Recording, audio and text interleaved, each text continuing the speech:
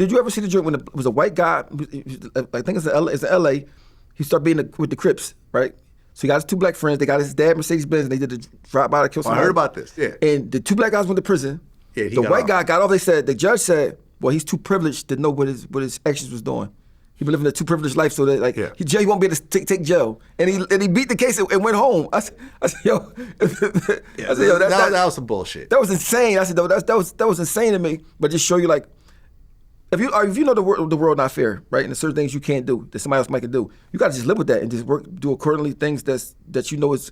I mean, if it's detrimental to you, you can't do it. If somebody else can do it, you can't do it. That's just the reality of it. You know what I mean? So like, you can't do something and then cry about like, well, I got all this stuff. That's just how. Like when I got locked up, was 2 brothers that had a high-speed chase and killed somebody, getting chased by the cops. Had the same sentence I had. I had marijuana. They had a killing by the car. Like I mean, a hit and run, whatever. Like. I'm like, y'all got, and they was crying about it. Like, we got 3 to 6. I'm like, bro, you got 3 to 6 for killing somebody? Like, but you know, they was white, and I understand some states, if you come to jail and you white, it's like you're a minority.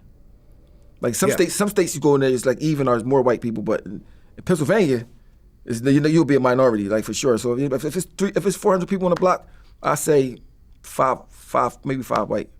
I mean, it's all blacks and Puerto Ricans. Like I mean, so like they probably, I'm like, that's one state you don't want to go in if you white and you don't know nobody and you just go in to state prison. Unless you tough, some white boys tough as shit that they ain't going for that. Like I met some white boys, they've been locked up in Pennsylvania so long they don't even seem white no more. The way they talk, the way everything they say they can say it. It's like they not white no more. Listen, bro, some people it's not nobody's white. Tripping, huh? They not white no more. Like, bro, listen. One guy he had a SWAT sticker, right? So you know he was next door. I was like, I'm automatically thinking like he's a. There's no white gangs in Pennsylvania prisons. Like it's none of that. It's not. So there's no Aryan Nation or nothing? No, it's none of that. No. So I cut his hair. I asked him like, what? Because he always wear a towel over it. He had towels to cover it. He go to the shower. And he told me, he's like, yo, bro, I'm gonna tell you, he's been in prison like 30-some years at this point. Big husky white boy. He real quiet. And I remember he was talking about DMX on child support. He said, who the fuck is this guy? He's not gonna never be able to pay that. He didn't even know who DMX was. Like I said, that's DMX. Like, oh, all right. So anyway, he's like, man, I was young. I was raised up in Pennsylvania on the farm with me and my white friends. We just thought we was white supremacists. We don't even know nobody black. I got this shit. I got this shit when I was a fucking kid. I'm embarrassed by it every day. Huh. So he not. So you see him, big white bald head boy with this big ass. He not even. Right. I guess in prison there's no tattoo removal or anything else. Fuck like no. I mean, so but he's embarrassed. You know about something it. like, but wouldn't that be a great idea for prisons? Tattoo removal. Yeah. Wouldn't that be great if that's a service you could offer prisoners? But guess what? They not. You know why they're not gonna do it? Why? It costs money. That's what, anything that costs money for you, we're not doing it. That's why when they used to come around every year for flu shots, like so you don't get the flu. I said, bro, why would I take a flu shot from y'all when y'all don't give a fuck about me? I'm not taking no flu shot at all. So like the turn down the flu shot, you got to go to the what they should call it, hospice. The hospice part of the jail where people about to die. People die. Yeah. They got hospice in there. I never saw it because they hide it from us. So I went back to the sign on paper to refuse the shot. When I see the hospice, I said, they still don't let these people go. I'm talking about people with full-blown AIDS that's 80 pounds. People with cancer, with the bags hooked up to them. They're like, no, we're not letting, we're not letting, because we need this money every day. And if nobody don't pick you up when you die, they got a graveyard in the back. You know what I mean? So like the people get buried back there. So like, I'm like, yo, bro, like, so but back to the story, the white guy with the swastika, you'll see him, you'll think he's racist. We'll think like but he's opposite. He's the opposite of a racist, But the white guards that's in prison that's racist, they don't hide it. When you get to Camp Hill, the first thing they said was, mind you, it's all black, like probably like 200 of us on the bus. The white guy said to the black guards, the white guard and the black guard, he said, what do blacks and apples got in common? Everybody like, what the fuck are you talking about? They both look good hanging from trees. He said that in front of everybody, so what they try to do is to get you to see who's gonna react, who's gonna do something, and then they're gonna fucking trash you, put you in a hole, charge you. You know what I mean? So like prisoners are joined, it's all mental. I got to join a prison called reckless eyeballing. That means a guard could just say, yo, why you looking at me like that? Yeah, why you looking at me? Yeah. Give me an ID.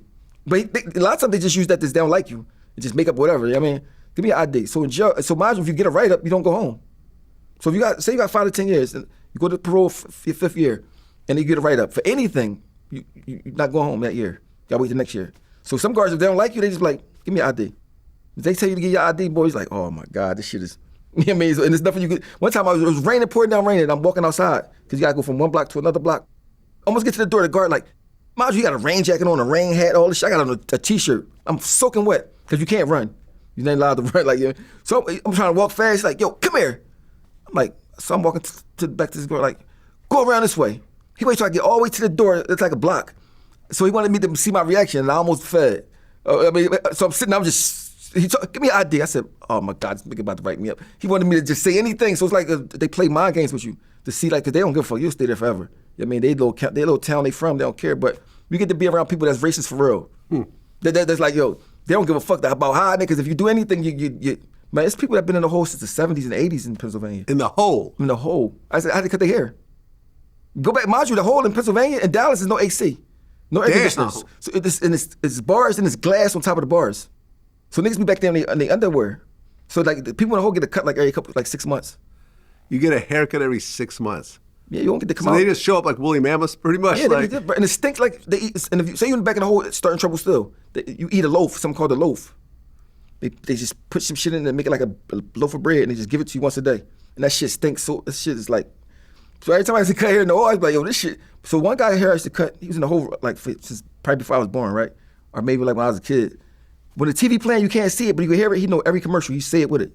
From cutting his hair, nigga saying every commercial that come on, he just saying it with it. Every show he talking with. Is there a TV in the hole? No, they can hear it. The guards watch it. They can't see it. No, bro, you can't. That shit is that whole. Bro, that whole. That's just horrible. But when you see it, it makes you like, damn, these kids don't know what they headed to. Well, that actually comes to my next topic. Tay-K. You know about this story? What about it?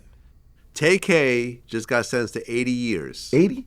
80 years. He was already serving 55 years over a murder from 2016. It was a home invasion that turned into a murder. A year later, he goes on the run. A song called The Race. The Race, yeah. Right.